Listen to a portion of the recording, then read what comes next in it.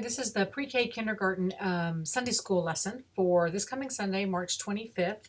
Sunday school's at 10 o'clock in the child care room. The story is Jesus and Passover. The lesson will be attached as well as a copy of the story card. Here's what it looks like. The story's on the back. They have some directions in here in italics that are about moving certain figures around that we don't have. So, so just ignore that. Just read the story. So we'll sit on the rug, read the story to them. It's not too long. The questions are on the back here, and then they're also listed in the lesson on page 33. And the questions are, I wonder how the disciples felt when Jesus asked for their help. Imagine breaking a loaf of bread and giving it away. I wonder how you felt hearing the story, and I wonder who helps you when things happen, when sad things happen. So stuff for like a 5 and under age kid to reflect on and talk about as a group. This is obviously the story. It's Palm Passion Sunday this Sunday. So this is obviously the story of Jesus having the Last Supper with the disciples before he's arrested and taken off to be crucified. It's a hard story, and it's hard especially for the younger kids. This lesson tends to focus on the sharing of the Passover meal, but it's certainly worth talking to them about, like, sad things happen and how do you deal with those? Who do you talk to? What are ways we comfort each other? What are ways we comfort ourselves? Things like that, because there's a whole lot of comfort stories in the Bible in addition to this, but this is obviously an important one.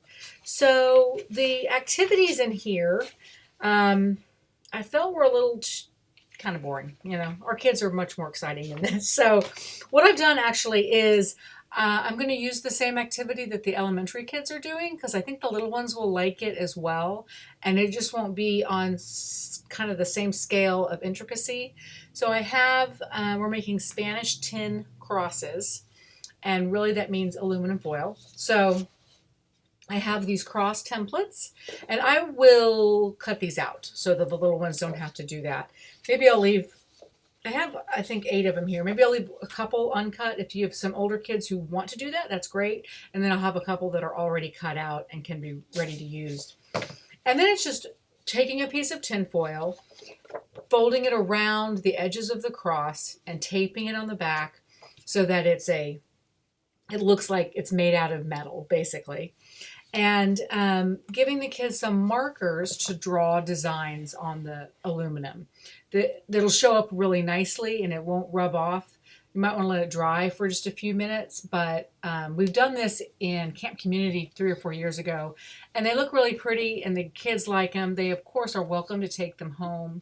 If they don't want to take them home, please hang on to them. I like putting the artwork they've created up on the bulletin board in the hallway.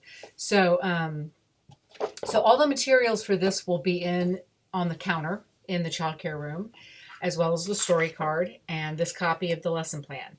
I will also have in there, in case there's time left over, or in case the kids don't seem interested in the crosses, it's okay to skip it altogether and move on to the Lenten coloring pages. So over Advent, I had ordered some really large coloring pages that we had taped up on the windows, and they were in there kind of coloring things. And so they're beautiful, they're large, so all the kids will work on one coloring sheet together.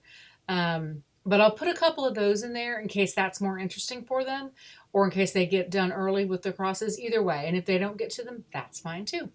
And then, stories. They always love having stories read to them if there's time left over, which I don't think there will be. There's a lot going on in this lesson this coming Sunday.